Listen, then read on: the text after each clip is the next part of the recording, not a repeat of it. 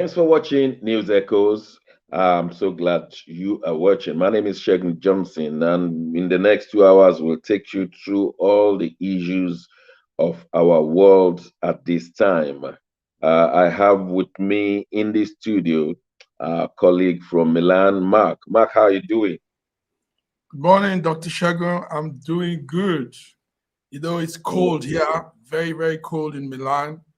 Um, in fact, Likewise in London, it's cold here too. And I understand it's colder in Canada, and they've been experiencing -7, -10 in Canada. Even when they put on the heater, they're still putting on all sorts of jumpers. But that's the life in this part of the world. So there are seasons. So we're in the wintry season. yes, Well, sir. at the same time, it looks like we're in the coronavirus season, isn't it? Because a Yes. new variant they call Omicron has come out and is making the waves. Well, they told us this Omicron, one way, doesn't immediately kill, doesn't immediately have symptoms, but lodges instead of the lungs in the heart. Now, not many people are aware of many things going with this Omicron, but it's like somebody said the World Health Organization is out of alphabets because they have the beta, they have the delta, and they said the next letter was Chi, XI, but they didn't want to offend the Chinese leader. So they decided to call it Omicron variant. And there are so many politics surrounding this Omicron. It was first discovered in South Africa. But South Africans have said that we discovered it, not that it was amongst us. I don't know whether you are conversant with the politics of this Omicron, Mark. Yes, Doc. It's a serious one. Omicron is ravaging the world. WHO warned that the Omicron could pose severe risks to the pandemic that is already on, and the odds are very high, like they said. The chief of WHO, Dr. Tedros, said the new variant shows how dangerous the situation is now. Omicron is moving around. Japan has closed its border to all foreigners. Australia is delaying plans to allow visa holders into their country. Spain, Sweden, Malta, Greece, all have recorded their first cases of that variant in the travelers that came in from South Africa. Portugal also confirmed about 13 cases of that variant. Switzerland also, and the Dutch. I understand Nigeria as well Has 2 cases. Yes, Nigeria said there's 2 cases. There was a funny situation in Holland. A couple that was among the 61 passengers in the flight from South Africa. They ran out from the enclosed place they were kept. They ran out and they fled from that quarantine hotel, but the Dutch police were able to get them yesterday. So Omicron is posing a lot of threats. There's politics also in it. South Africa is, like you said, South Africa president said it is not that it is that it was discovered. He's using the terminology there. Yeah. Was discovered, yes, like you said. He said their scientists are so good, and they were analyzing all the coronavirus variants, and because they've been used to analyzing HIV, AIDS, and Yes. so they are highly skilled, and that is not that this thing originated from them. The variant did not originate, and that was corroborated by Scotland, that the people who had the variant, they've not traveled, they didn't come from South Africa. But Yeah. how come did the West just put a ban on 6 southern African countries? What was their offense? This variant just mutated on its own outside of South Africa. Yes, exactly. The thing is that the West is always, when there are such things, there's this alarm when it's mostly from Africa, And yes, the alarm is higher when it's from Africa because they feel, actually also because Africa doesn't have much measures to fight that such things.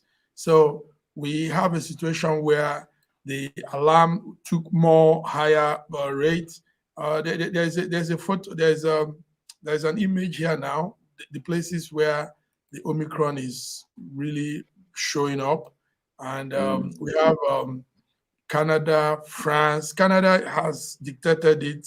Yes, Canada, France, Portugal, Belgium, UK, the Netherlands, Germany, Austria, Italy, Czech Republic, Hong Kong has also dictated it. Australia has it a lot. South Africa, where it originated from, and Botswana. Botswana is a corner also in South Africa, and they also have some cases there.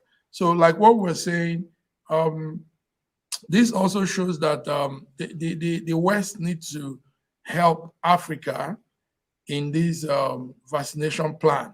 You know, one is by also opening up the patent right of the vaccine and giving more support to countries that can't manufacture, can't. Actually, one labor minister said that unless the whole world is vaccinated, United Kingdom is not safe.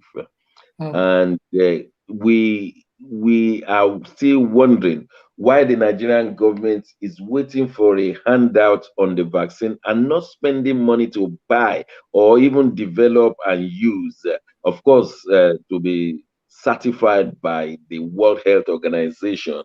So why do you think on such an important matter, Nigeria is not ready to spend money on vaccine? Or is it that they just don't believe that vaccines will, coronavirus will ravage them? Because not many of them have died comparatively with the Western world.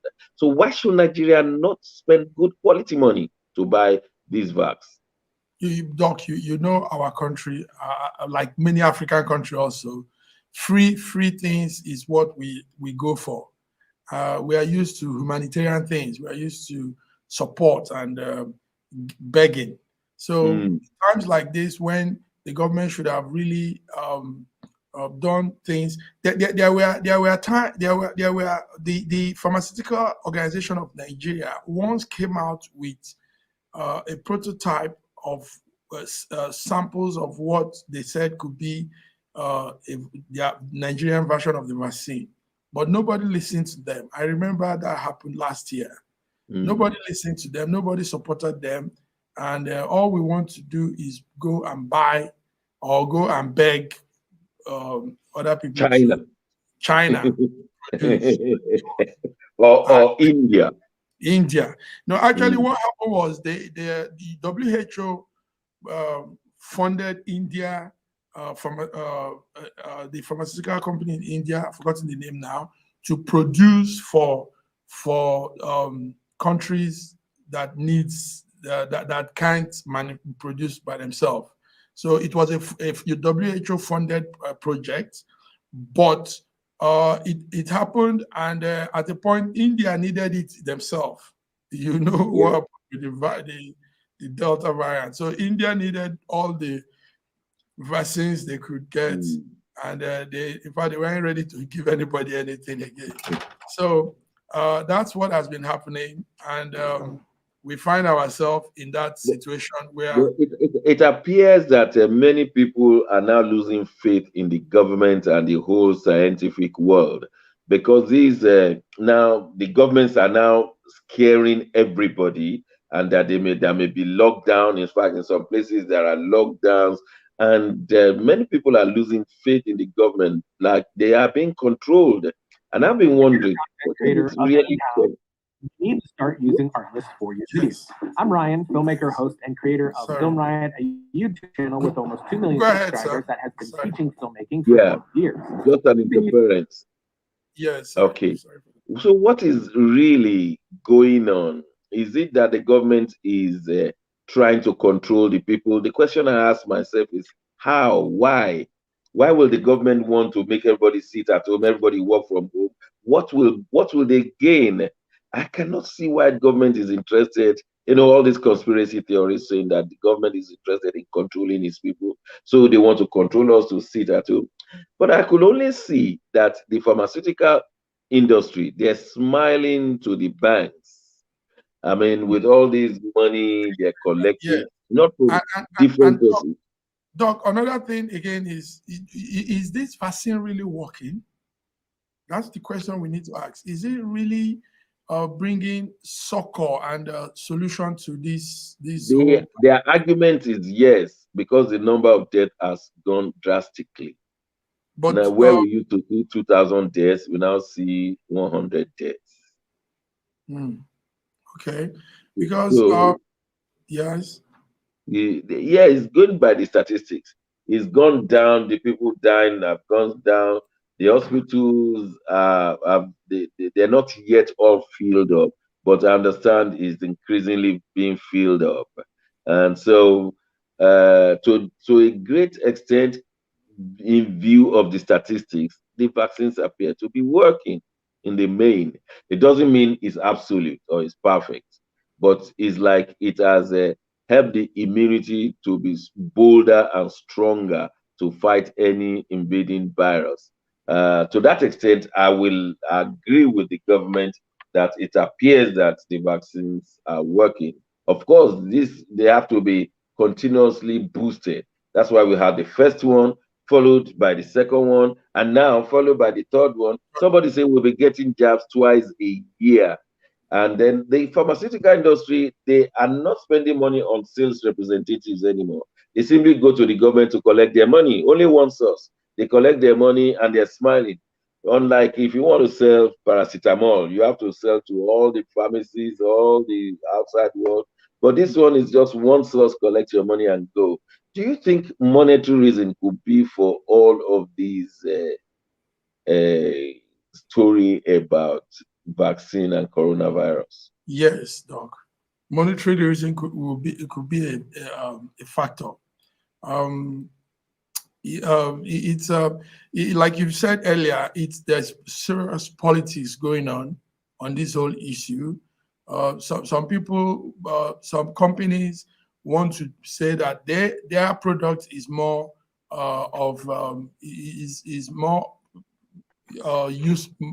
viable, and it will do more, give more results than other people's products. So there is a competition whose product is best, and Russia is also claiming that their Sputnik is the answer to everything. In fact, Russia said yesterday that the Sputnik could take out the Omicron, and everybody is trying to sell their products now. But the people are tired of all these variant discussions and restrictions, and it's like government is just minting it, making money out of it. Yeah, I mean, go and take a PCR test, go and do these, fill the location form and all these things, and it's like, but I still don't want to subscribe to the conspiracy theory that the government is using it to control the people. Control the people for what? But somebody told me that all the PCR tests, all the money that is being spent on social masks and all of that, that the government is trying to make sure the people don't die. Otherwise, there will be nobody to pay taxes and they will not be able to run the government. So that the government the government does not want people to die. I mean, there must be. I mean, which government will want his people to die? It is in Africa that they don't care about lives. Of a truth, like you just said, leadership is there's no point of leadership if there are nobody there, if nobody is there to lead. So people, politicians should be real concerned about the people's welfare and health, because that is what makes them relevant, and that is what makes them who they are when the people are there for them to lead. So but it's a situation where sometimes Some people don't care who dies, you know, they want to reduce the number. They say we're too many. They say it's you know, I mean, so many funny things. Some like you call the those people that expose secrets, you know, and they tell us so many things, all in the name of trying to protect their own interest and their own business. Yeah. So, but nobody really should die. This disease can be fought. The vaccine is there. People can go all out to get vaccinated and protect themselves, mostly the vulnerable ones, the aged, and those with underlying ailments. We will keep our listeners informed. We just got a breaking news that Nigeria has stepped up its requirements before you can fly in. Your PCR test is no longer 72 hours, but 48 hours. Yes, it has to be that fresh, 48 hours. And that is how it's going to be. And there are some more tests. As soon as you enter Nigeria, you self-isolate for 7 days. These are new rules just coming in, and we are giving you breaking news. So it's always good to listen to our show, and we'll just move on to a country that has just been burned in the Caribbean. The Queen Elizabeth has always been their head of state, but now they have got a new head of state, homebred, and is a woman, Dame Sandra Mason. I'm talking of the Barbados, independence and the Republic. They are now a republic. Mark, please give us up to date what's happening in that West Indian island. Yes, it's a beautiful one. First of all, let me say something that, Sasha, do you know they are some of these people in the Barbados are Nigerians that were taken as slaves? Yes, they are. So let's see a small clip of some of the pinch of what was going on yesterday in the Barbados. That's Rihanna coming. Wow. Yeah, she was honored with the National Honor Award. They called it Honor of National Hero. Yes, yes. And an even prouder people. We therefore present to you the designee for National Hero of Barbados, Ambassador Robin Rihanna Kennedy. May you continue to shine like a diamond and bring honor to your nation by your words, by your actions, and to give credit wherever you can go. God bless you, my dear. Wow, that's. Is it possible we listen to her speech, because she gave a formidable speech? Yes, we will try and get that. So what we're saying is, Barbados is an Eastern Caribbean island with British, connected to the British Commonwealth nation. Barbados capital Bridgetown. It's a beautiful country. It's called the West. It's part of the West Indies country, and yesterday they have now decided to be on their own. Actually, they've taken independence since 1966. Okay. Yes, since 1966. But still, the Queen of England, yes, was still the president, even though they've been freed.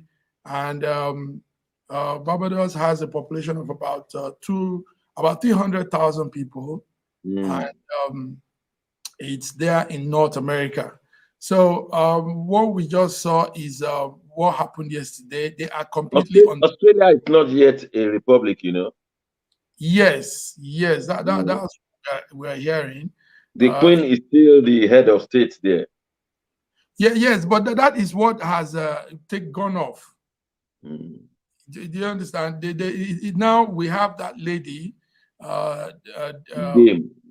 Dame Sandra. Yes, the Queen has always been the head of state, but as at yesterday now, Dame Sandra Manson.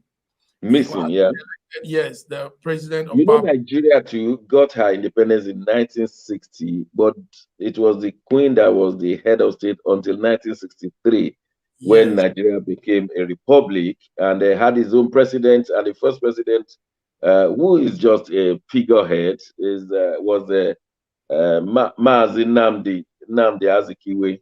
Yes, Mazi Nnamdi Azikiwe. Yeah, so Barbados is now on his own. Dame Sandra Manson now sits as the president of Barbados. Barbados is a Caribbean island, and it has one of the best tourists. Well known for its tourism. Yes. And what we saw was Rihanna, the musician, the artist Rihanna, being honored as the country's ambassador. And we all know that Rihanna is a billionaire. That's a billionaire that has done so well in her field as a businesswoman. What made her a billionaire is not the music; it's her products. She has her Fenty products, female cosmetics, and all that. And it's selling worldwide. So. She was made a brand. But she said she will always see herself as a Barbadian more than American. Isn't that wonderful? That's very correct. She's actually an American citizen, born in America, but the parents are from Barbados. Now, I was saying something.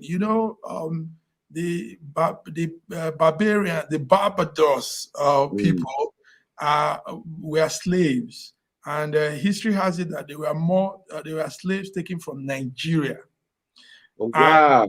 Yes, and some of them have done some of their genealogy and found out that they were slaves taken also from the southeast of Nigeria, Igbos. Okay.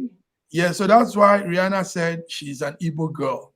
When she looks every inch Igbo girl, doesn't she? Yes, and if you look at them, the people of Barbados, they have that thick, structure, that Igbo physique, Yeah, I will agree with that. I will agree with that. Yes. So with all the S curves and all the rest, yeah. Yes, and there are spoken words and similarity in some of the spoken words between the two. She was so excited. I think she should be a good ambassador for Barbados. And, yes. Now I've not been there, but if she invites me, I will go. What do you think? Obviously, Dr. Shagu, be there. Good.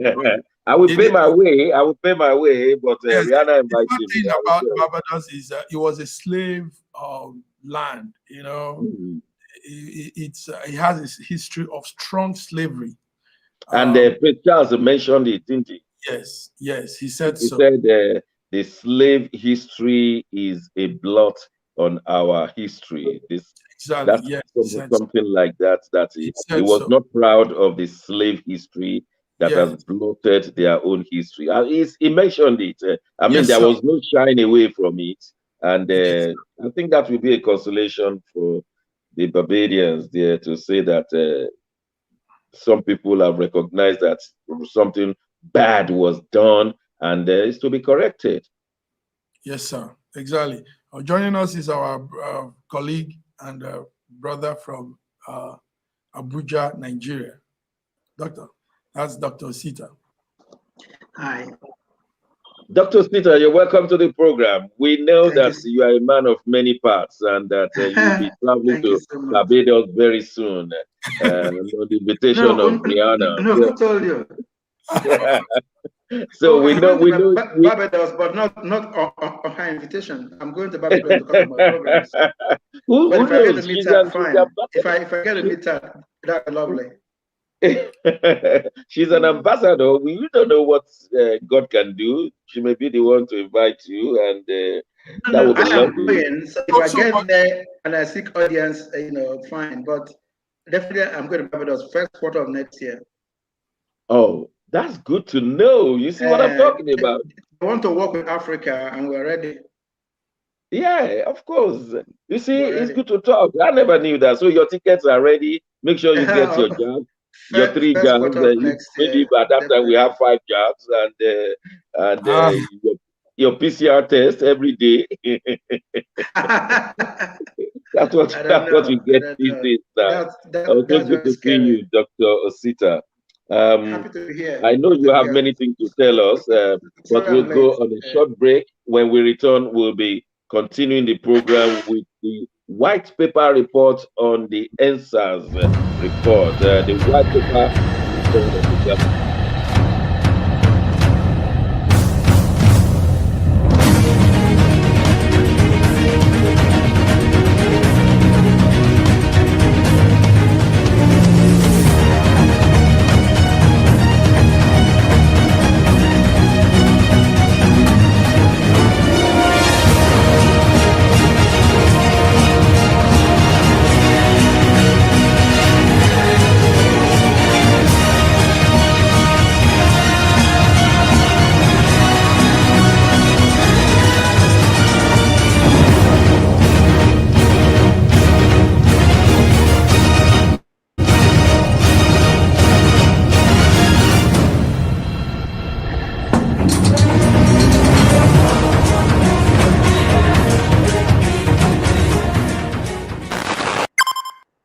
Welcome back to News Echoes, where we give you information, facts, and analysis to get you informed. Now we got a report from the Lagos State government, a broadcast from the Lagos State governor concerning the NSAS report. You recall that 2 weeks ago, the NSAS report panel submitted its report and it was leaked, and many people were happy that 9 people have been identified to have been killed at the Lekki toll gate, something that the government has denied and especially hated the word massacre. But the panel says that the word massacre was justifiably used. Now, the Lagos State governor received the report and said there will be a white paper issued within 2 weeks. The white paper has been issued, and they have said that they could not accept the 9 persons being killed, that they were not substantiated. They only accepted 6 of the recommendations. They agree with another 5 or so, and they rejected 2. They said they will act on it, and the governor appeared to be begging the state indigenes not to further escalate the issue, but to bring it to a closure. But let's ask our man who is in Nigeria.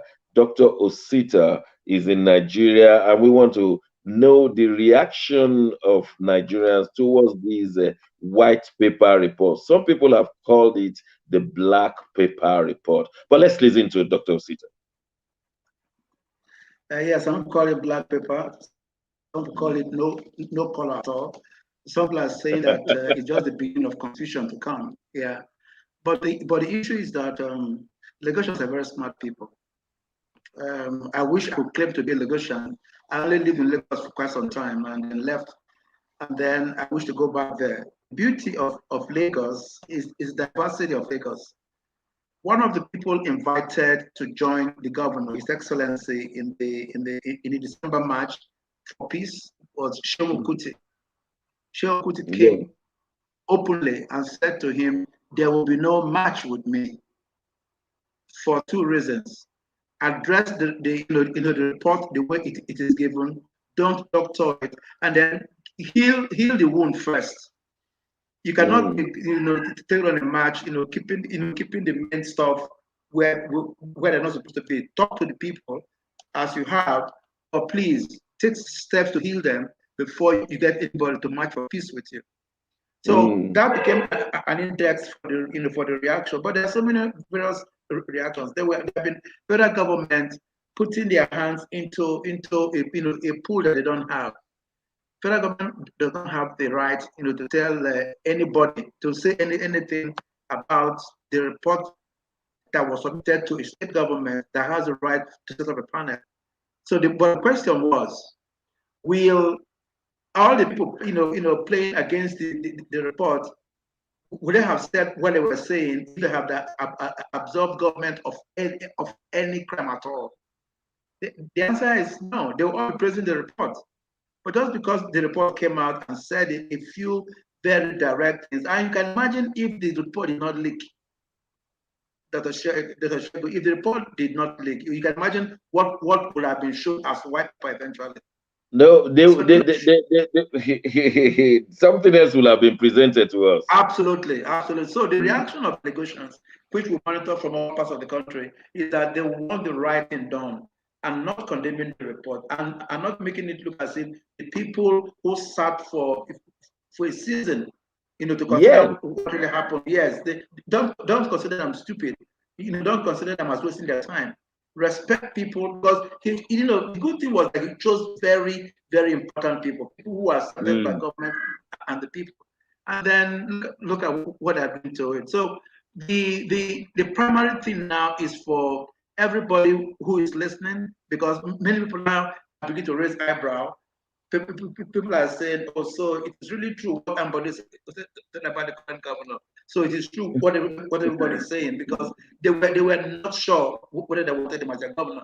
But the politics of Nigeria, anybody the powers that be want in office will definitely step into office. Yeah. It's interesting, completely interesting, because the governor on one hand was saying yes, some wrongs were doing, and they paid out 490 million people to those who have been affected. Who are these people? Who collected this money? Absolutely. Where did they get that money? Who funded them? Was it the federal government or the Lagos State government? No, he said it was Lagos State government. He said it was Lagos State government. It's the first time you will ask a panel to be looking at issues and give them money to be paying some people. I mean, they are paying some victims, and the same Lagos State government now raises up that there's one Sarah who was paid 10 million naira without appearing before the panel. I don't understand. How could the Lagos State government give 490 million naira to a panel that was still sitting? And maybe I'm getting something wrong here. Mark.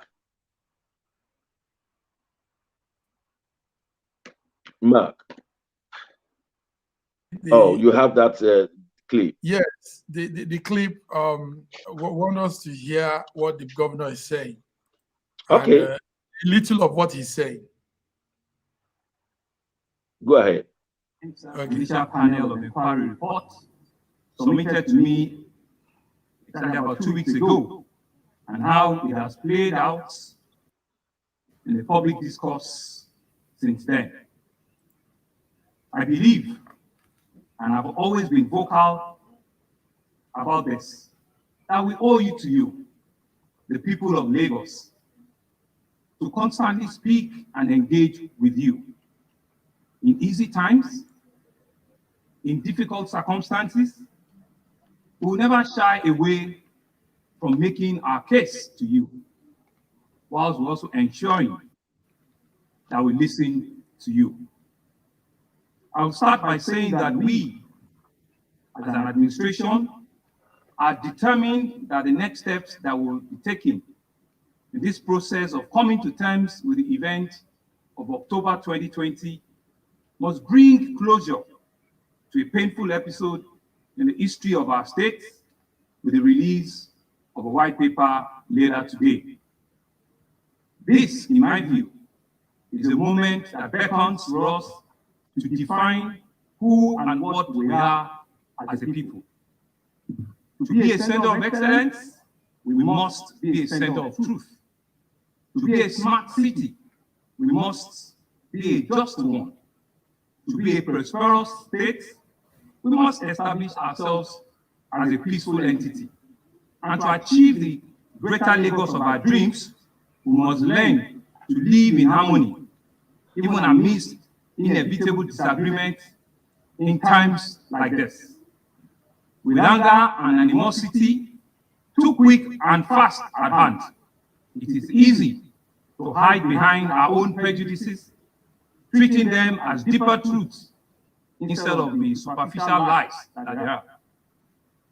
It is far too easy to take sides and to choose emotion over facts, even when the truth is to be found in the shades of nuance. It is easy to choose. Yes, Doc.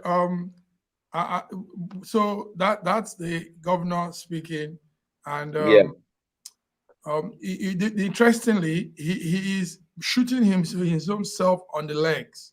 Yes, that's my opinion too.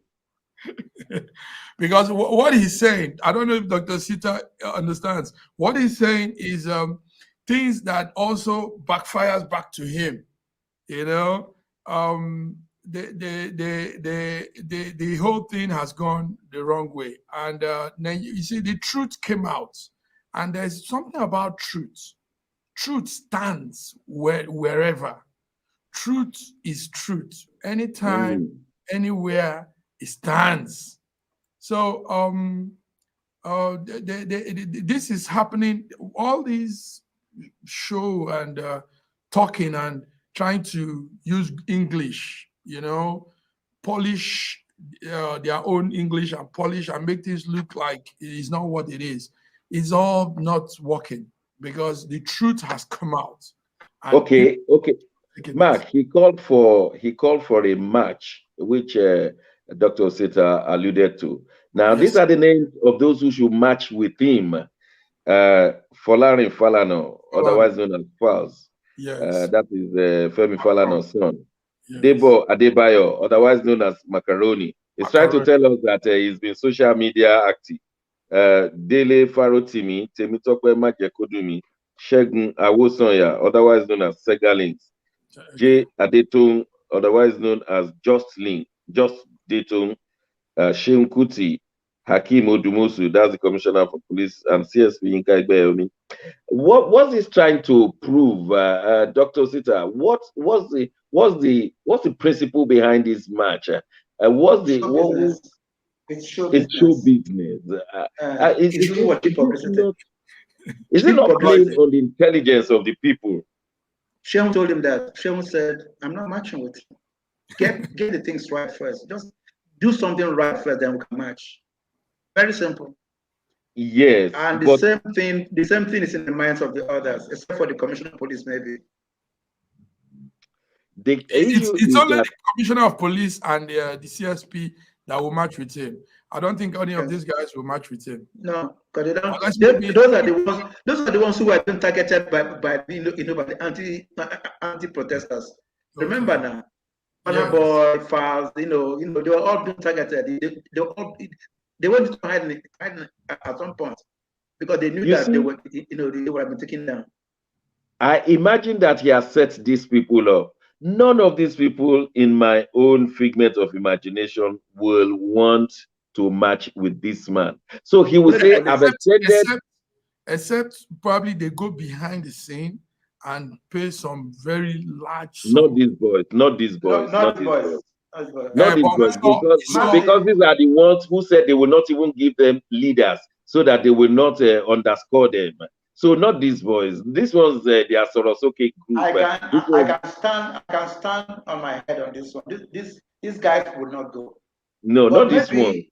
Maybe the police, because they are federal, might. But the days of ruling by might is gone. It's gone. But sorry, Dr. Shagu and Dr. Osita, you were going to come to that. I know. We saw Nollywood people speaking for this man's boss. Sanyolu's boss is Tinubu. The Nollywood actors are different from these boys. These boys are made millionaires. Massive. Yes, sir. He had invited them. They came to him and stood with him because they have the same antecedents. That they are actors does not make them different. But like Dr. Shebu said, the people on list from his broadcast, the names he called, the names we all read, I don't see any one of them. No. These boys are not hungry for what are Naira. the statements of the match? What are the statements for the match? When they said that they just seen the part of the report that said that 9 people were killed, and you expect someone like Shehu to go and match with him? No. The good thing is that he made this speech before inviting them to march. Otherwise, people have been still confused whether, okay, maybe he's a changed governor, maybe as the SARS protest changed him. But haven't read this speech out to a crowd of Lagosians.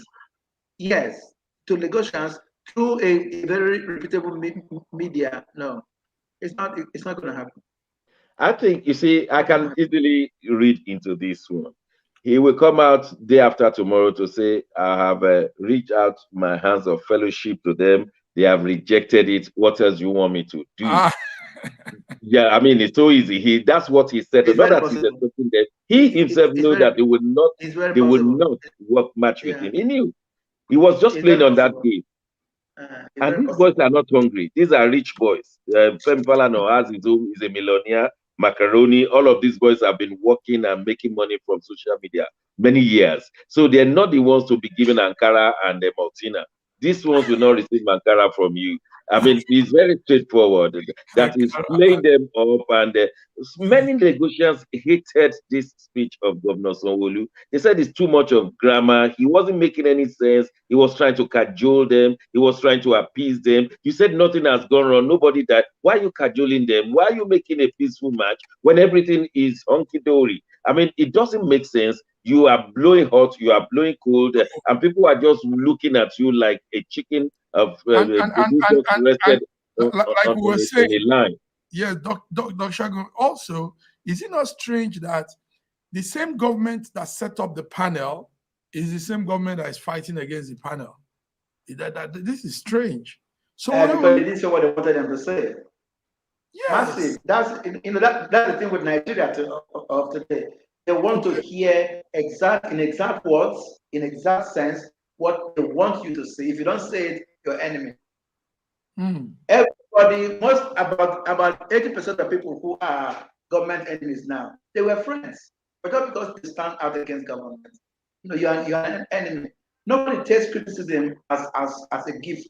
Okay. Before now, if you criticize anybody in office, they'll say thank you. Let me go do it right. But now they fight you.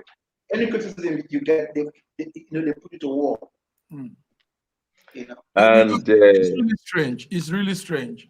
I can give information to our viewers. A white paper report is supposed to scrutinize the panel's report and strictly admit some recommendations or reject some recommendations or be neutral on some recommendations. That is what the white paper report is to do. The white paper report is not supposed to accept all the recommendations, hook, line, and sinker. They will say what the government, the recommendations they will put into action. The ones they reject, they say we cannot. That's what it's supposed to do. We have discovered that this white paper report decided to attack the reasoning, the findings of the report. That is the difference. They are not just refusing the recommendation, they are fighting the findings. Now, the findings are the findings. That's what is on the ground. But you can reject some recommendation on the grounds of we don't have the money, on the grounds that we cannot do this one. But you cannot fight what is on the ground, the findings. So the Sanwo-Olu government is fighting the findings because nobody knew the actual things that happened before the panel was called on. The panel was to go deeply and tell us the findings, what happened on that day. Were there soldiers who shot? Were people killed or battered? How many of them were killed? Those were the things that they were supposed to tell us. Now, Sanwo-Olu's government is now saying those findings are wrong. And based on wrong findings, they are still taking 6 recommendations. So it seems as if the wrong people are leading us. They don't even know what the recommendation of white paper report should do. I have worked with government for several years. I know what white paper report should be. Yes, they can accept recommendation. Yes, they can reject recommendation. but you cannot fight what was funded. You have not gone into an inquiry. The government has not done its own inquiry. The government inquiry was this Okwobi panel, and they came out with the findings and recommendations. If you are not going to implement their recommendation, it's fine. It's part of the white paper report. But for you to now say the commission that you have made to tell us what actually happened, you are now fighting their reports, is beggar's belief, and we are. Let me say that you have made me put an insight into white paper report thing. You just broke it down. We didn't know this, So that means we need to really tell our leaders. So the government, the Lagos State government, in disagreeing with the findings, can now set up another panel. They can now set up another, that we disagree with the findings, so let's set up another panel. But you cannot accept some recommendations and be fighting the panel's report, because they were the ones who did the investigation. Nobody else has done the investigation deeply like this group. But the government has a right to reject some recommendations. That is part of their right. But for them to now be disputing when you have not done another inquiry, beggars belief. I just can't understand. Well, that is what we have seen so far. People like Sanwo-Olu and the rest, that's the kind of governance they're giving us. And we know that this thing, all his speech was trying to bury the case. Let's bring it to a closure. Let's bring it to a closure. When you have a wound that has not healed and you are closing it, it becomes septic, and the leg may be amputated on the long run.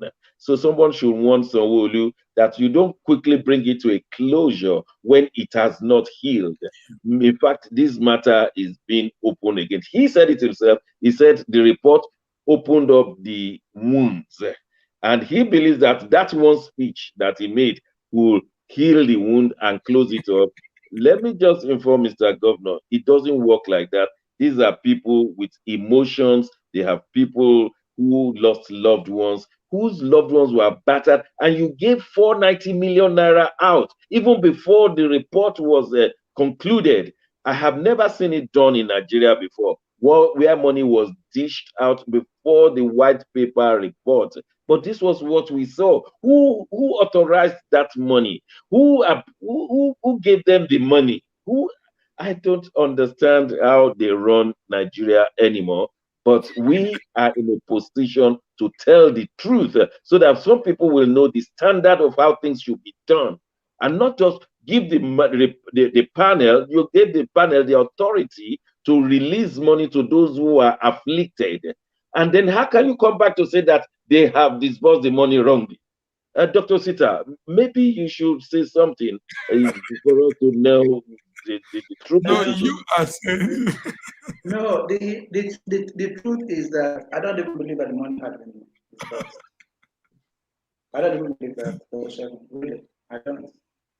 Because they have not named names. They just made fractions of claims.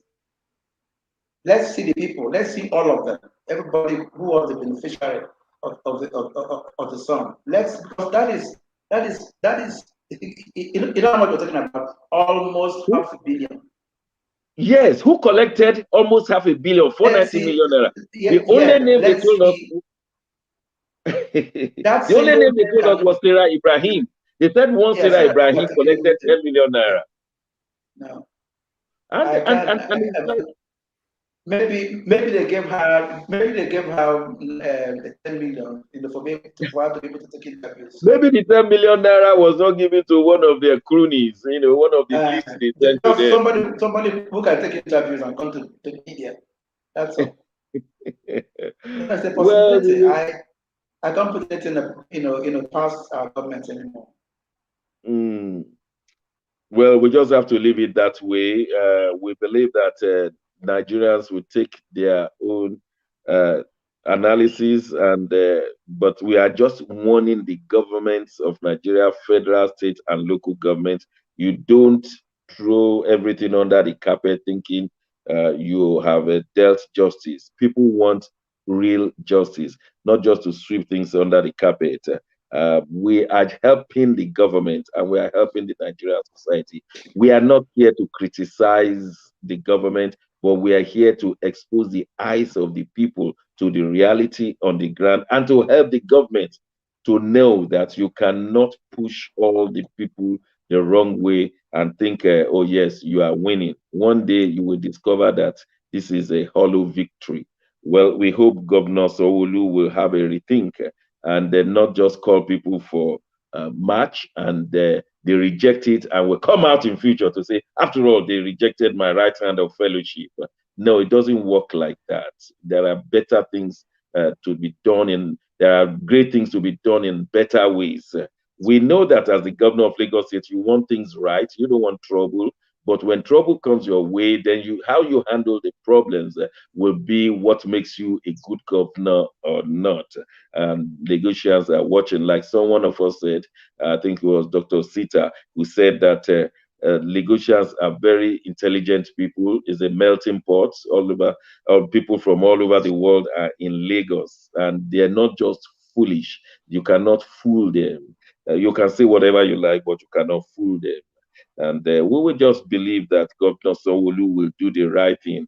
It's not by stooping down to the people at the top and pretending to stoop down to people at the bottom that will make you governor. It is by going the way of justice. The people want justice to be healed. Well, we leave it down like that, and then we go on a short break. When we return, the subsidy removal from oil products and the inflation in Nigeria, we have to talk about it as we move into 2022. They said that subsidy removal is imminent from our oil products, and the National Association of Nigerian Students, the Workers Union, they said it will not happen. We'll be discussing that as well as looking at the Nigerian air. It's going to fly. Nigeria is going to have its own airline. Hallelujah, finally. Somebody said, please don't put elephant as your logo, as elephants don't fly. Don't go away, we'll be right back.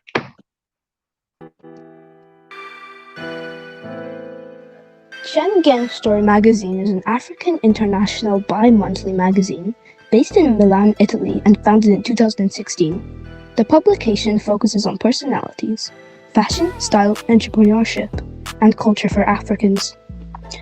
The articles on food, movies, fitness, music, travel, sports, technology, and books are also featured. Our lives full of best stories. A lot can happen in a month. Expand your mind, change your world.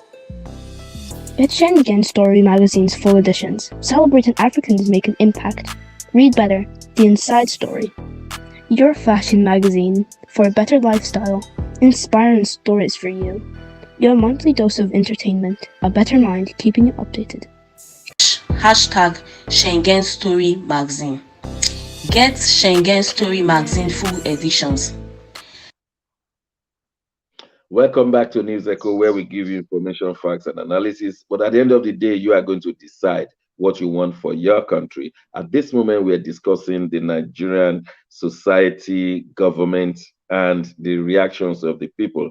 We want to look at the removal of the subsidy on oil products. The national budget 2022 appears not to have a subsidy, and so people speculate that there will be no subsidy, and that will mean skyrocketing oil prices up. At the moment, the gas to cook has gone up tremendously because of shortages. And so let me ask my colleague who is on the ground and renowned for his analytical intelligence. Tell us what's going on these subsidy removal.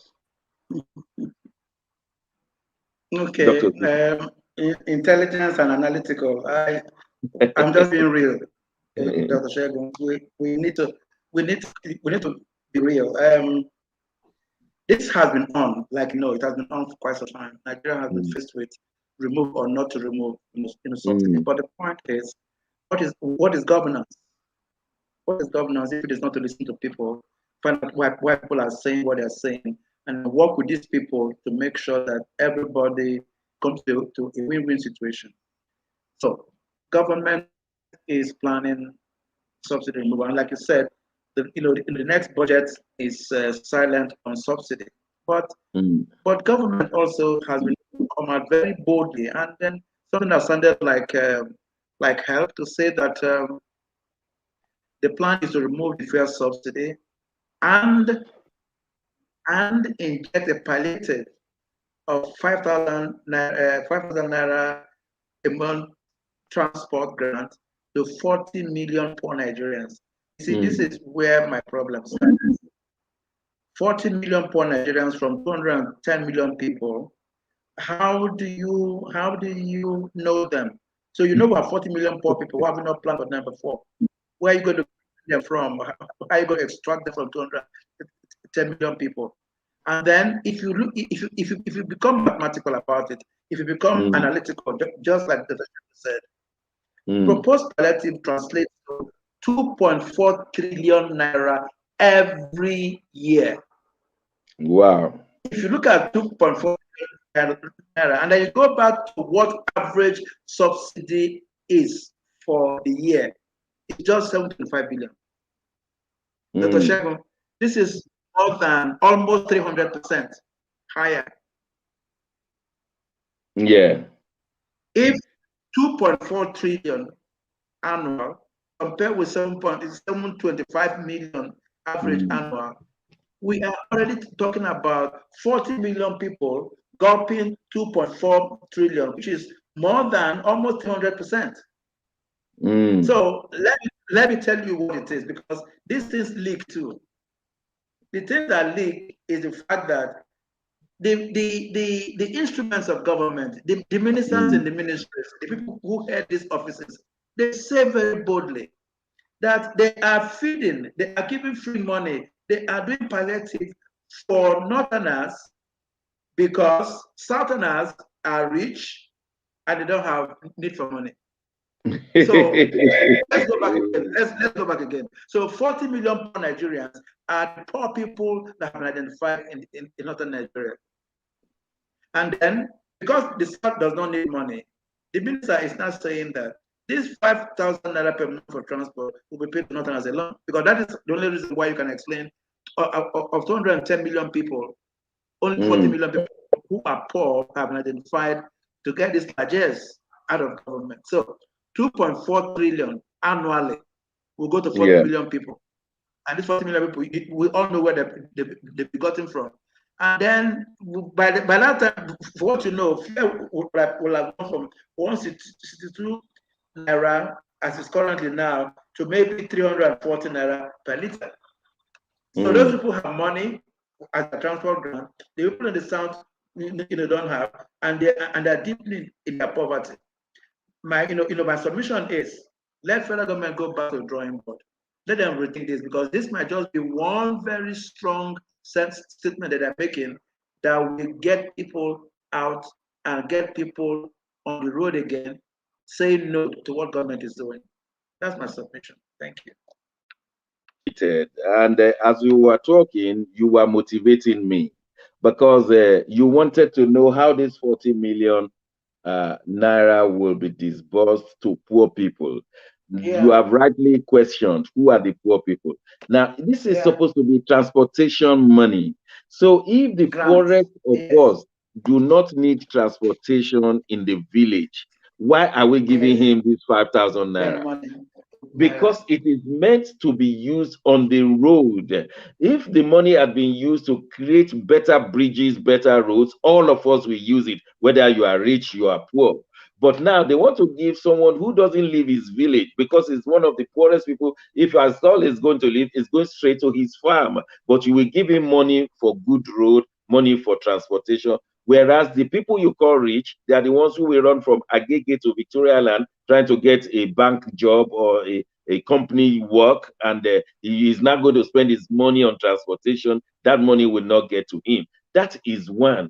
Another thing is that as you were talking, Dr. Sita, I took my calculator. The way we do things in Nigeria, you don't want any local government to lose out of this money. There are 774 local governments in Nigeria. I use my calculator to divide it.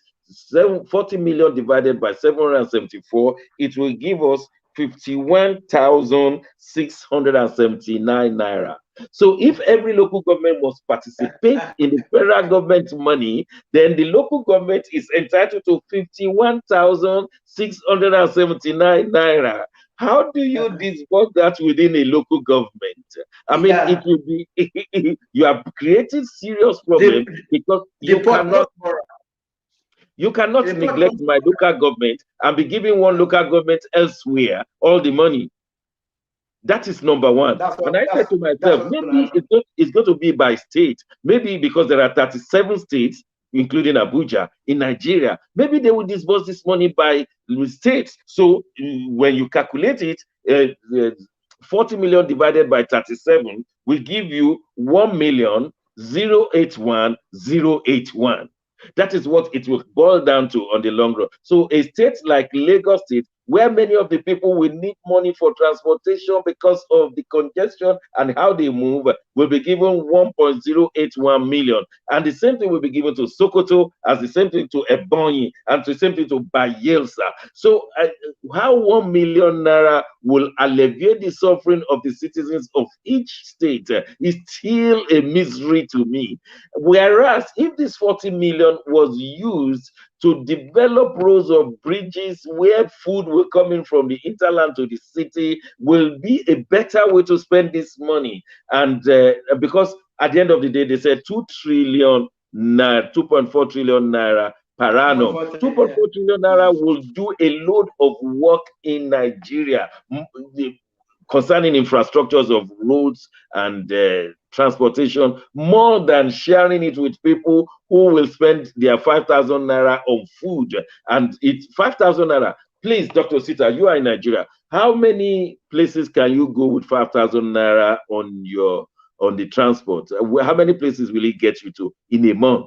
5,000. I know where to get to. If you are in the city, say like Lagos, and you use Uber is 1,700 for the shortest distance. No, I'm just, the last time I was in Ikeja, Dr. Shegu, you know Ikeja. I was in the street of Awolowo. It's called Alade Street. I called Bolt to take me to the airport. A journey of 7 minutes, 20 seconds. You know how much I pay? 1,700 naira. Wow. That's the cheapest you can take. All the real airport taxi will charge you 5,000 naira. One trip alone for your money. So they say they are giving a poor man 5,000 naira to make transportation. No matter where in Nigeria, that 5,000 naira will not finish in 2 days. So you have not helped his job. Whereas if you spend 2.4 trillion naira in infrastructures, more roads will be provided, and the vehicles will not get spoiled. Therefore, there will be no extra charges throughout the year. Mark, in Milan, maybe you want to say something? Yes, sir. I'm enjoying listening to you actually, because you're giving good insight. But the thing is also, when that infrastructure plan is given, will it be executed? That's the question. Will it be executed properly? So some people will say, I prefer to keep this money in my pocket than to go for an infrastructural plan, because you see what is happening in Kogi State. Kogi State, the projects that have been given out long ago are not yet executed. The roads are bad. So somebody will take that money and run away with it. Yes, you remember the case of the 20 billion naira of Kogi? Okay. Which has become viral, and the money, they say, has been returned quickly. And the governor is denying it. Now, that's the money for pensioners, for people that have worked. Now, there is also the story of the same Kogi roads and road construction project that have been given out, and they ran away with the money. So, yes, what you're saying is very logical, Dr. Shegu, and that's in a sane community, in a sane place. But our country is funny. That money, when you give it out for that infrastructural plan, the person will say, Christmas has come for him. No. So the people in Nigeria are saying this 2.4 trillion naira is meant for election What, 2022. about the money? Eh, The man, what's the pension officer name that has just been jailed? That was how Yes, Mena is his name. Mena got some large sum of money and ran away with it. So I think there is no logic in the distribution of this money whatsoever, because records will not be kept, and the vice president has been accused of money taking. I don't want to say money stealing. That the money he was given to give to the poor people, that it was not judiciously accounted for. Somebody accused him. He said he's taking the person to court. They've not been to court. Well, that accusation is still on the ground, and that was directed to the vice president. And truly, we found it difficult how he could account for the money, because they call the money trader, and they were given to trading women and men without any accountability whatsoever, visible accountability. And all the money trader matter, it has fizzled out, and so we are in a very, very serious fix. And the 2.4 trillion naira is a major amount of money in our budget will disappear like that. Well, we will leave that matter and go to the next topic, which I'm sure Dr. Sita will give us a good covering on this one. Nigeria is about to have its airways again. It's to be called Nigeria Airways. It's to be launched in 2022, and they understand it will create almost 40,000 jobs all over Nigeria. Pilots, air hostesses, and air workers. My God. And they said a country without an airline has not yet arrived. Dr. Sita, how excited are you?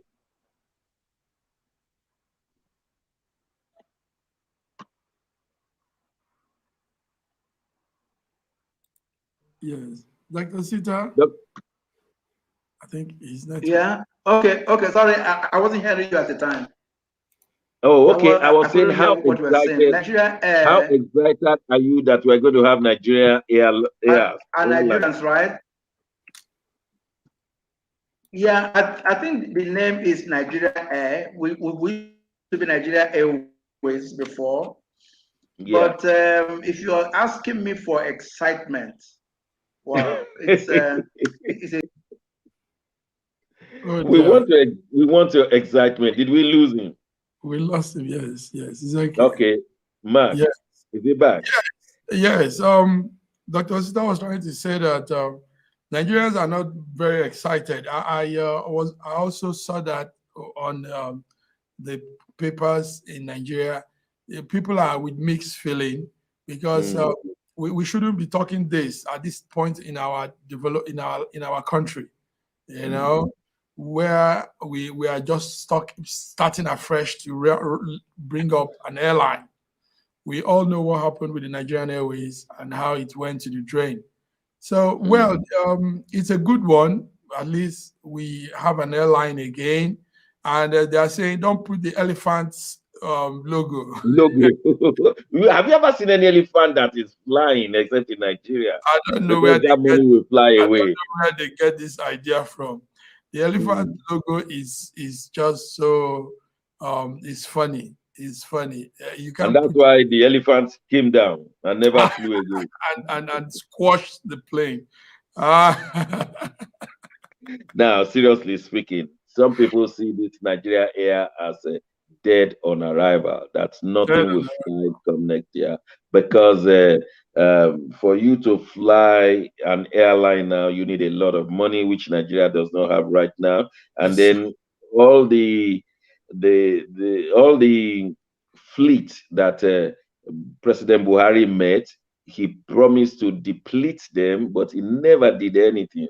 He's still running all the 7 or 8 aeroplanes, and many people were disappointed, because it was one of his major promises to sell or to hand it over to the government to use as an airline.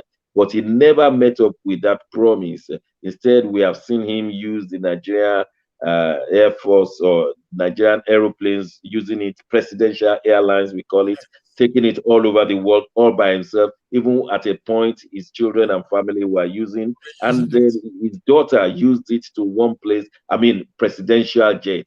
And people were justifying it, that the daughter was very creative and had to go and show them at a Google rally that her creativity. And that's why the daughter of the president should use the Nigeria Airway, the presidential airline. And people were justifying it. Many have seen that the last time they mentioned Nigeria Air, they spent millions of naira presenting the logo. How much money are they going to spend right now with Nigerian Air that will not take off? We really don't know. But there's a man on the ground who may see it coming. Dr. Sita, my analysis is that this Nigeria Air may disappoint many of us. What do you say? We're already feeling disappointed because our airways failed. It failed woefully because we didn't get it right. But having to start Nigeria Air, having failed with Nigeria Airways, I was expecting that, many Nigerians were expecting that Nigeria would come out first and foremost to say why Nigeria Airways failed. And then part of the plan to start a new one will be addressing that failure and the reasons, and then bringing a new one to become better than the first one. But the same culture started. Logo alone was draining on us. It drained the entire initial process. No, it was horrible.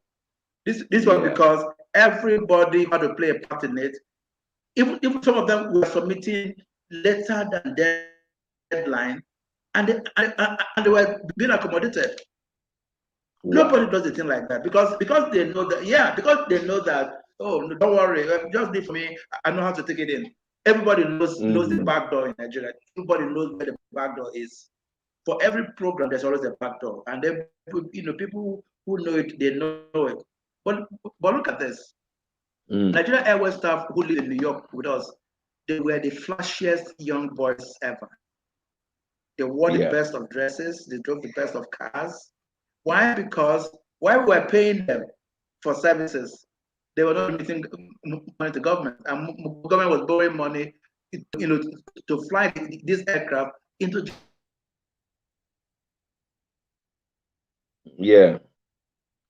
Our technology in Nigeria is still. There was nothing on ground. There was nothing on ground, and Nigeria Air is going to come again. The problem with Nigeria Air, first and foremost, will be managing it. There was a minister in this country, Dr. Shegun. When she was minister, her portfolio included, what's it called, Nigeria Airways.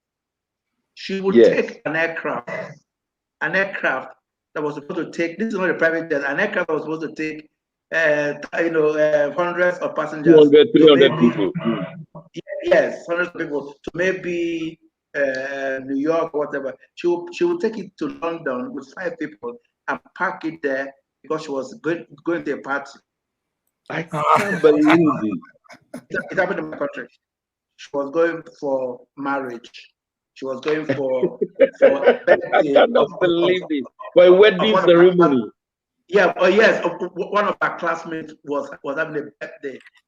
Wow. Come guys, it's Friday. Let's go by Tuesday, Wednesday. For a naming ceremony. Can you imagine that? So the same Nigerians, because there's been no change. There has been no change. The same Nigerians are going to manage this one that is coming. It's going to be the same story because there is nothing you can change about it. And you know the problem? People justify it for them. People advise them. No worry, take and go. Where you go for your time, and it's your time. Yes. Where you go for office now, what you go say you enjoy. Took an aircraft, parked it at Heathrow, was paying parking fees every day for 5 days to attend One of the ministers in those days. Why do you want me to start calling names? No, sir. No. I'm just. It's. I had that too. I had that story too. No, it's the truth. Because truth don't hide. Yes. So after the party, they will escort her with about 3 or 4 cars because London never sees anything like Nigeria. London, we never know any time after Nigerian goes to London. We know about 3 or 4 cars will escort her to the airport. Only one person, and she comes. They all come out and start shaking hands one after the other before she walks into the lounge. Wow! In fact, the head of state doesn't enjoy some things like that. Absolutely. Only the head of state does. Only the president does. If this airline ever will take off, I believe that what ruined Airways, Nigeria Airways, will still ruin it. Because the ministers and their family will want to travel for free. The presidential team will want to travel for free because it is our airline. And they will. The irony is that in those days, Dr. Osita, Mark, please bear me out. Our Nigerian pilots were one of the best in the whole world. I mean, they were the best. And our cabin crew was good. Cabin was good. Those young men, very respectful. The ladies were beautiful, very courteous. Yes, Mark Godwin told me this before I joined this program, that we criticize or prefer solutions. This is my contribution for what will make it work. All over Africa, because of the known corruption indices, excuse me, on the continent, there is something every meaningful country does about businesses like this. They just come up and announce a bidding. The bidding is for, excuse me, is for, astute airline managers. So come, we'll give you the name Nigeria Air, but run this like as business. Yes. That is why. And you are not to support to anybody. No juggernaut can enter that plane with that Ethiopian, when the president is traveling, the Ethiopian, the Ethiopian, they pay in advance. They actually pay for the whole year, calculating the number of trips. So when the president walks in there, you think it's for free. No. Ethiopian Airlines is a private enterprise. They charge everybody in government cost for service. South African Airlines, the same thing. The Ugandan is coming now. So what we should do is to look at, copy these models that work and make it an enterprise that will bring us tourism and bring us money. Absolutely. Otherwise, we're wasting our time. We're wasting our time. The same thing with British Airways. The British government is not running the British Airways. Absolutely. But they carry the logo of the country. Yeah. All the airlines that come from America to this place, they're all private enterprise. All of them. Yeah. Delta, all of them. You know, in our country, they will now say, I am the minister's first son. I must enter this plane. Otherwise, you manager, you will be sacked today. That's the problem. And the manager will be sacked. And the manager will be sacked. or they make him a clerk. Yes. To disgrace him. Yeah. But we must emphasize and re-emphasize the Nigerian pilots were the best when the Nigeria Airways was on. We were very good on the air. Their takeoff was good. Their landing was good. You hardly knew they had landed. Very good on the air. Listen to our young girls serve you on the aircraft. I'm telling you, I thought I was the only one who saw that. What you want. Well, very beautiful, and they were doing the job. They were strong on the ground. Well selected young people. Oh, we hope those days will be back, but with a better management. Yeah. So, like I said, let's get serious about it. Let them hire professional airline managers, the best in the world, and let them come to us and then work for us and then make us very proud people. Once your airline is good, a country airline is good, people come to your country. Well, on that note, I want to welcome our brother from the city of London, Nat Yakwa. Nat, what has been happening to you? I've been cut off. I was cut off totally. Block out. Who Who could block you out as important as you are in London? Massive did that. Matt Godwin did that. He told me he was going to do it. He boasted. He was telling me, Who you see could this block ambassador. our own researcher out? Yeah, I can't you imagine anyone can block you out. I just cannot. But you are welcome to the program. And we on this note, we'll go on a short break. When we return, we want to look at how Nigerians are doing very well in London. I'm talking about the young man Wizkid, who wanted to get O2 Arena, which is an entertainment place here, to 20,000. He wanted to fill it for one day, but he got the first day filled up 20,000, second day filled up 20,000, third day filled out 20,000, and they had to look for the fourth day. This is a young Nigerian, and you remember the song that made it popular? I'm going to tell you, Ojo Elegba, Ojo Elegba. It says, just wait, we'll go on a short break. When we return, we'll come and talk about Ojo Elegba and filling of O2 Arena. Don't go away, we'll be right back.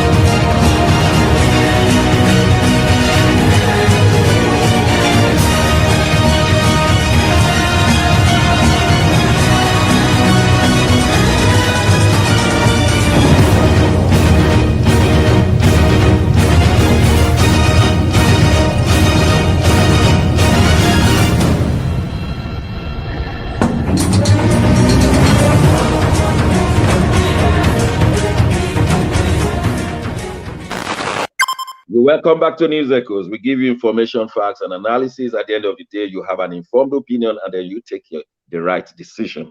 We want to talk about Nigerians who are doing very well, especially in the entertainment industry. One of them is known as Wizkid, a young man who had taken singing to another level, well known all over the world, and he hailed from Nigeria, and he was in the limelight through his song Ojo Elegba. I'm sure the studio will be able to give us that song before we close. But the most important thing, he had performed last year at the O2 Arena, where it sees 20,000 people, and he filled it up. This year around, he decided to do another show, and he filled 20,000. So they had to look for another night for him, second night, third night, and today is the fourth night he's filling the same arena. Nobody does that except people want to listen to you for more than 10 years. Now watch him now in action. God, the first guy to overshow me love, like internationally and shit, you know? This is my real brother, man, my fucking brother. Tonight, this is his first time in London, performing in London in more than 10 years. Now y'all make some noise for my fucking brother, my real nigga, my dad. Yes, that's Wizkid. Now listen to this one. He filled a place where many international renowned artists will not fill, not for one night, but for 4 nights. And in fact, on Sunday, the place was broken by about 200 who could not get in. They had their money. They had to break their way in. They couldn't, and the government had to set up an inquiry. And many people were jittery that this looks like what happened in America at the Astro World. Mark, sorry, let me ask Nat, you live in London. What have you been hearing about Wizkid breaking all the records of African artists? Yeah, thank you very much. It's good. It's good to break all the records, but it should be within the rule of law as permitted in any situation, any organization, any country. We appreciate his breaking the records, but it has to be within the laws of the O2 Arena, the venue of his performance, and the laws of either the bureau where OT is. So again, it is a sign of lawlessness. I know it's not. I made some inquiries. I understand that he's not the one who has caused the trouble. The trouble has been caused by the fans who could not enter the O2 arena because there was no more space. And so the government sent up an inquiry. Was there enough police officers there to handle the matter? Because it happened at the Wembley when the World Cup, European Cup was being played. Some people went to break in because they would not be allowed in. Now, what happened in Astro World was that some were killed, and it has become a major issue. And even the young man, Travis Scott, in the US, said he will pay for some funeral ceremonies. So the British government was furious. They didn't want a repeat performance. But the problem was not Wizkid. The problem was unruly crowd that could not enter.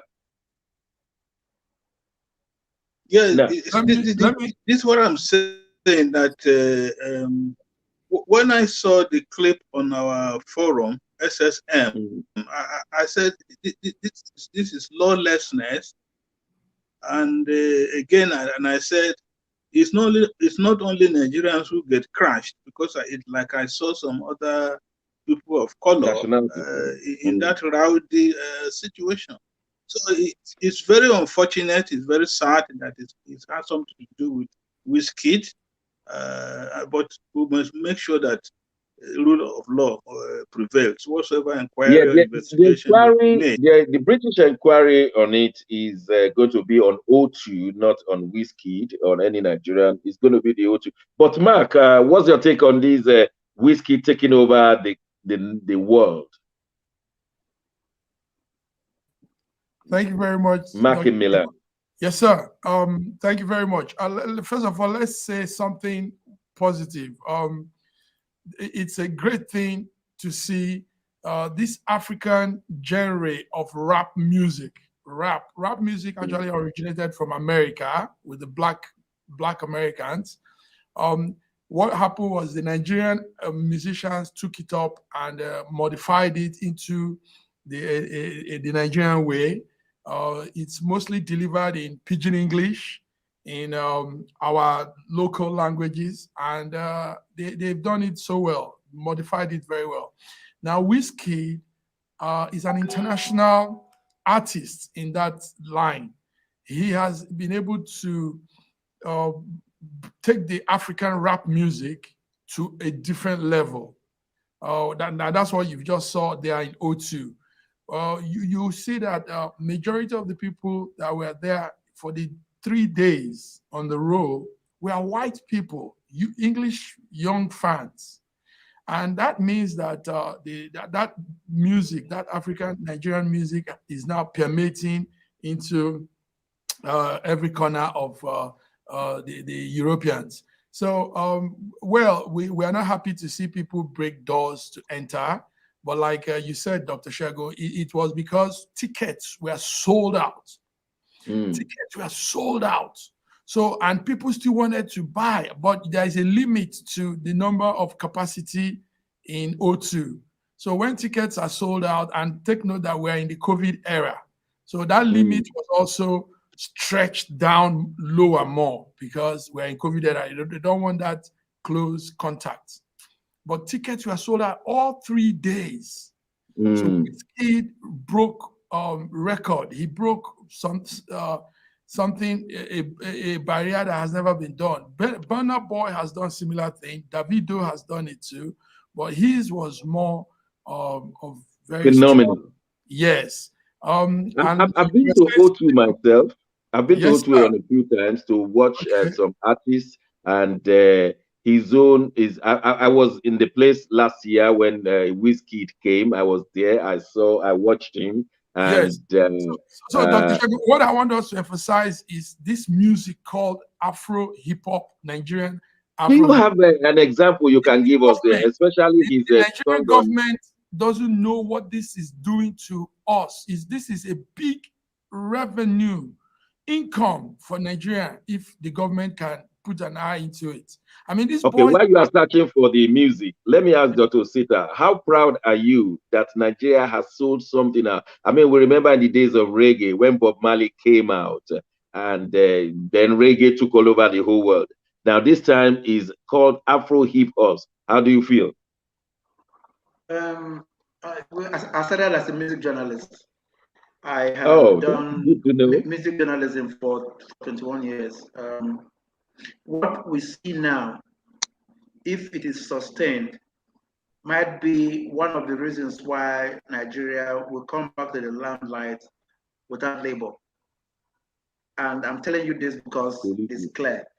Erwin Johnson set up a Fela Center in New York. Every year he celebrates Fela. Every year, and nothing stops him. Nothing stops that crowd. I was standing in line in a queue to watch Janet Jackson. This is not Michael, Janet Jackson. I was standing there for 6 hours. The show finished. I was still in the line. To buy a ticket. So I had my ticket in my hand. Wow. To enter. They kept pushing people. They kept, making space. We stood there I stood there for 7 hours because I came in early.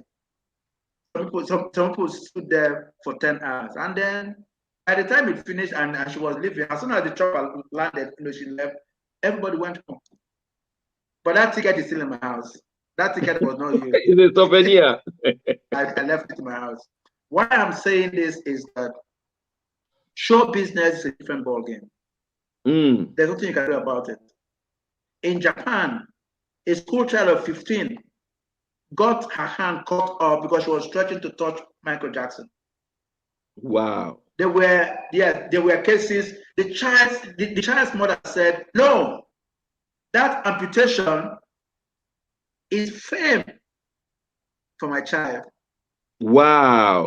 Is that serious? She had to be amputated, yes, because after the hand was cut, it was going back. So they moved it further. My classmate was in London, and he was on the front seat. When Bob Marley was singing Redemption Song, the kids in the front stood up, and he started shaking their hands. By the end of the program, people queued up to shake hands with the kids that shook hands with Bob. It's a religion. This is show business. But you know what the boys did? This Nigeria started charging money. To shake hands with him. Wow. I know what the police did. The police arrested him to pay tax. So there is so much about show business that you can't explain. So let's talk about this O2 problem. Yeah. O2 saw a money-making machine. Yeah. And got blinded by the pounds sterling that was coming into their pocket for 3-4 days. So what happened was that they didn't plan to overfill the arena. But boys and girls from Oxford, from Cambridge, these are people who have been cornered into their lifestyle. They took the train, they took the 1-hour train, filled the train 4 times, coming to, because if they said, if this guy is still here, let's go and see, because this story might not repeat itself. Yeah. So when they got to O2, they couldn't bear the fact that they traveled for all that whatever, and they couldn't even see this guy. So what would they do? They went on rampage. What's it called? Whiskey didn't wish for that to happen. No, he didn't. He has successfully done the first day, which was so much money in his pocket. The second day was good. He would have done it for 1 whole week if there was a containment. Yes. But because these kids were thinking, how can I leave Cambridge? How can I leave Oxford? How can I travel by rail for 1 hour and I won't see this boy? No, it was impossible. So they started fighting their way. They didn't quite go there to destroy. It was when they were forcing their way in that the stampede started. So my take on it is that Nigerians have done well, show business well. Do you know how much whiskey is worth? No. Whiskey is worth 21 million US dollars. 21. How many Nigerians have that without stealing? And he has just bought a new house in London. Yes, because he has money, he can buy it. So at his age, how many Nigerians have that kind of money if they're not stealing from government? Yeah. So what is in this music? Afro hip hops, the Afro hops as they call it. It is the youth message. They translate this message to every young person in the world, to the Filipino, to the Chinese, to the Englishman, the American. But they speak Yoruba, Igbo, outside in their songs, and I wonder. That's what I mean by definition and translation, because it's coming out of Africa. And believe me, whether you like it or not, Dr. Shegun or my friend Nat, the issue is not whether it is Afro, whatever. The issue was that the originator himself made it what it became. Every Nigerian who is doing Afro mixture of Afro, R&B, and rap took it from Fela Kuti. Yeah, you really need to live in England to see how the British, how they have got into it. I mean, and they know the song. I see them. I was in a bus going to Midlands. Okay. Somebody came to me and said, "Are you Nigerian?" I said, "Yes." He hugged me. I said, "What is this? What is it?" He said, "No." I hope you didn't say you are Davido because Davido looks like you. So I heard him and I said, "What is this?" He said, "You come from a wonderful country," and he started calling names of all our musicians. The guy has a diary in his hands. Wow. In Uganda, in Kampala, in 2019, I was preparing to go to see Davido. When a young girl, staying around my house, they called me and said, "You are Nigerian. You're going to take me into this show. You can't say no to me because I've been dreaming to attend a Davido show." Wow, and Doc, did you take her into the show? Of course I did. Oh, come on, Doc. The show was dope. She fell in love with me immediately. She was thanking me every day. Come on, Doc. Let us know what happens in Milan, in Italy. How is the Nigerian music received? Doc, you don't know what is happening. This is the wave. It also compounded when Burna Boy won the award. You should see how every Milanese, we call them Milanese, that's Milan people, they know the words. Me, I don't even know the words of Burna Boy's music. they know those words he's saying. Everybody says, so what happened was a company, one of these fashion companies here in Milan brought him in, right after that award last year, early this year. They brought him to Milan to perform, but they had to really control the crowd because it could get out of control, like what we saw in OT. So, my great friend Dr. Osita said, take note that my Dr. Osita and myself will be coming on some music program. Yes, Dr. Osita is going to be giving us some. Yes, because he used to be a music journalist. He's a music man. So, like I'm sure we're going to close this program with. Do we have that in the library? Ojuelegba by Whiskey. Yes.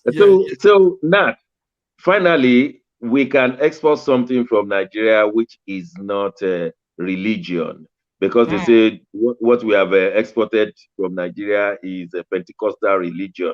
Now, beyond the Pentecostalism, the music is because I know you hear it everywhere. I go to Nando's here, I hear it. The other day I was at M&S and music was playing. All of a sudden, it turned to Nigeria music. At M&S, you wouldn't expect such a place to play Nigeria music. And I said, oh my God, that is in M&S where they play classical, where they play. But the issue is that these things have taken over. I mean, every party here, if you don't play Nigeria music, everybody goes out. I've been to weddings, I've been to naming ceremonies. Yes. It's all Nigerian, Afro, of course, with some Ghanaians. And Nat, we started exporting something. Yeah, but we'll be expecting football. Okay. And you mentioned Pentecostalism. It is only South Korea that is ahead of Nigeria in exporting Pentecostalism. Yeah. Disgrace.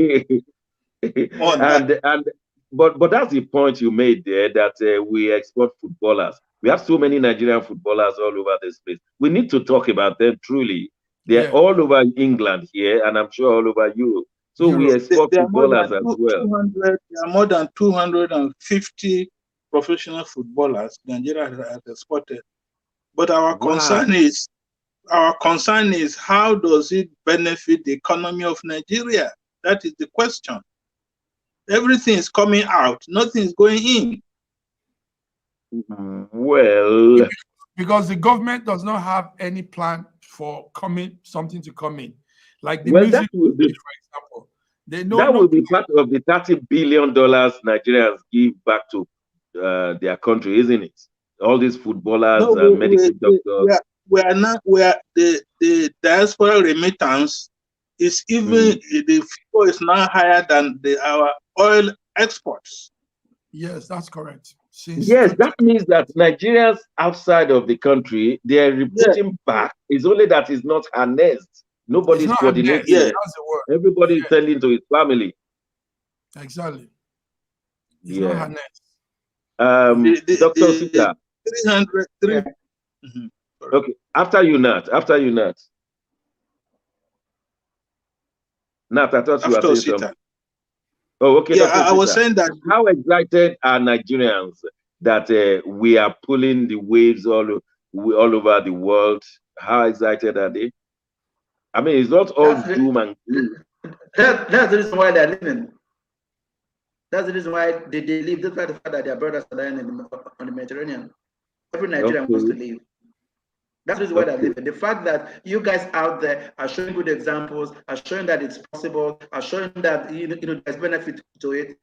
Everybody wants to come there and be like you. That's the truth. That's the truth. That would be a tall order. That is the truth. But the fact is this: none of you had come out one day to say a day in the life of Dr. Shegun, a day in the life of Massive, a day in the life of Ambassador Nat, and tell them how it is that you cannot sleep with heat if you don't pay for it. You cannot survive winter if you don't spend money. That's correct. All they know is Nigerian mentality and the life you guys live. So these two things, they're in the middle. So some of them arrive there and go live in those bush camps in Spain, even in Italy. Massive. Yeah, I have been to one of them and I was screaming. I almost cried. When I look at their faces, the boys have hope. They have so much hope. They say, okay, now, tomorrow will be better. I was funded. Tomorrow will be better. They're there for 6 years. I think the difference between, if we must tell the people at home, the difference between Europe or the Western world and Nigeria is in one word: enforcement. Enforcement of law. Every law is enforced. I emphasize every law is enforced, from breaking into people's houses, into parking your cars, into queuing at the bus stop. Everything is enforced. In Nigeria, you can get away with murder, and I'm talking literally. You do anything, and it's there's no doubt about that now. There's no doubt about that. A young boy in Europe, let's not mention names now, picked up money in thousands, and was happy to take it to the enforcers. He took it to the police. And they looked at him, looked at his papers. It was illegal. The next morning, he was deported. You see, here in Nigeria, the pastors will man the pulpit to give you reasons why he has to be pardoned. He has to be made in Nigeria because he picked money and took it to police. Because it is impossible for Nigerians to do it. A member of the parliament was jailed here for stealing £50. Others were jailed for stealing £2,000. I mean, they did not account for it.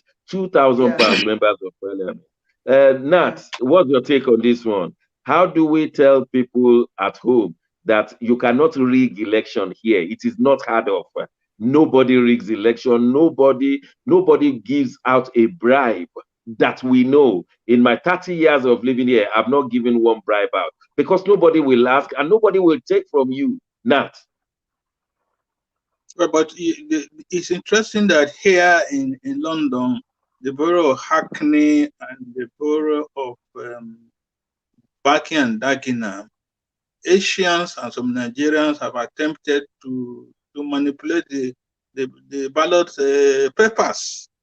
And what happened to them? What? Were they found out? The law will take a course, arrested. Exactly. Chairman of council was removed. Yes, I knew about it. And so, then one Asian councillor candidate went to advertise on Asian television that is going to contest, and the television and the man were fined, and the man disqualified, because the law in this country is that every television must invite every candidate. But this man thought in Asian candidates, in Asian language, he would get his people, and they discovered him, and he was disqualified and then fined. I mean, that's the level of enforcement we're talking about. Yes, you can attempt to break the law, but once you are caught, you will face the music. And finally, on this issue, the issue of human resource exports from Nigeria, the research has shown that in Nigeria, we are not investing enough in human resource development, especially education. And so you find that those who are crossing the Sahara Desert and perish in the Mediterranean Sea are the least qualified of Nigerians. And the amount they contribute to diaspora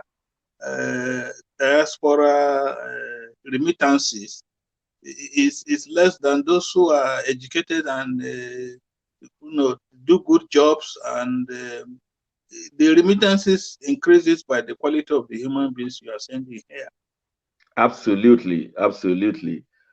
Gentlemen, I just have to thank you. Something. His Excellency just said something that's very brilliant. It's just fantastic. Yeah. Can we, once in a while, bring some Nigerians who have survived diaspora to say what they did to survive diaspora? This is me being a teacher and a journalist and a development worker. The idea is that somebody will ask questions, maybe 10 questions, maybe 20 questions, whatever it takes. And the diasporan will be there with content, real content, when I arrived, how I arrived, what I have done. And sincerely, for that matter, most of us didn't have very brilliant entry. Most of us didn't. So let us be honest about it. Some of us went to school, stayed back and started working. Some of us went there as workers hired out of Nigeria.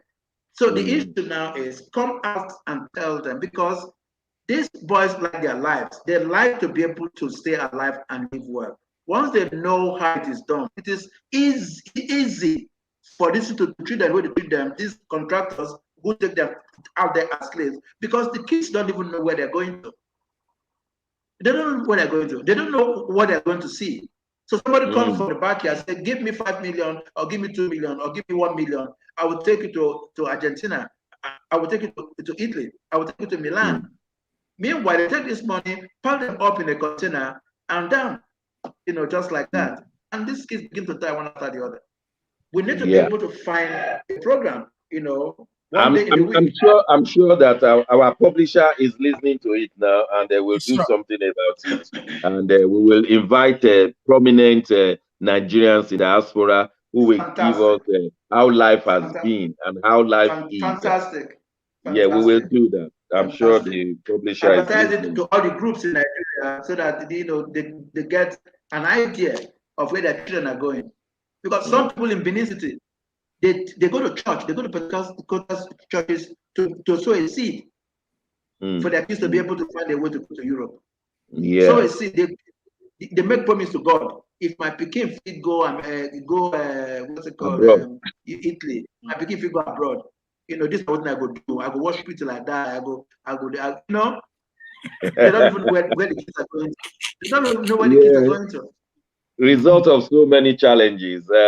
Gentlemen, absolutely. I just have to thank you for coming to this program, especially Nati Yakwo, who had to battle the big boys of the communication, and we know it's not easy.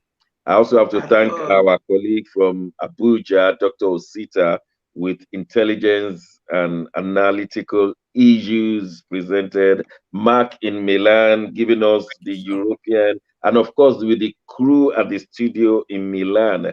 We want to thank you all, but most especially our listeners and our viewers for the issues that have been discussed. I'm sure everything that Nat has brought will be used next Wednesday when we meet again. This is how far we'll go today, except any one of you has the last take. You want to say something just before we close. It's free. Well, my deepest apologies to the team for not being able to connect before now. What's not your fault? We know you. It's not your fault at all. We receive it anyway. Thank you. Thank you. Anyway. I will appeal that we take a 1 minute after broadcast. Just 1 minute. Okay, so we stay 1 minute after broadcast. All right. Yeah. Okay, thank you very much. God bless you. We'll see you next week.